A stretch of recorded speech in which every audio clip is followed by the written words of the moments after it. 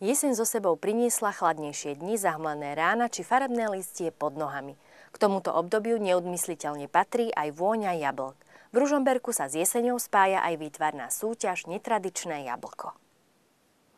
Pustiť uzdu svojej fantázie a vymyslieť nezvyčajné stvárnenie obľúbeného ovocia. To bola úloha pre deti na 4. ročníku výtvarnej súťaže Netradičné jablko. Tento ročník bol iný v tom, že sme dodržali to, čo sme minulý rok slúbili, že sme rozšírili kategóriu u materskej školy a ešte sme to rozšírili aj o špeciálne školy. A som veľmi rada, že sa zapojila aj špeciálna základná škola aj základné školy pri zdravotníckych zariadeniach. Svoje predstavy o jablkách poslali žiaci z 18 základných škôl, z 11 materských škôl a z 3 špeciálnych škôl.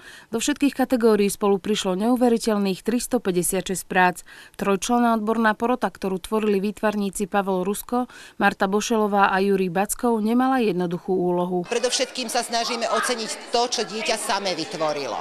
Čo ono dokáže povedať svojou prácou. Nehodnotili sme prácu učiteľa. Čiže nie je dokonalosť, ale skôr taká spontánnosť, veselosť a nápad. Predovšetkým nápad.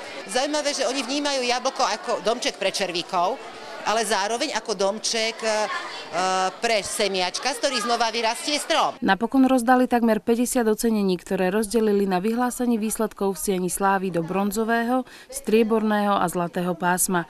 Podľa poroty bola súťaž aj tento rok veľmi bohatá a úroveň prác stúpla. Zdvihnutá úroveň je v kvalite prác predovšetkým a v takej nejakej spontánnosti detí, ktoré oni dokážu robiť. Ale vidno, že aj učitelia už pochopili, o čom to netradičné jablko môže byť. Deti si mohli na zobrazenie jablka vybrať akúkoľvek techniku. Používali maľbu, kresbu, koláž, počítačovú grafiku aj ich kombinácie.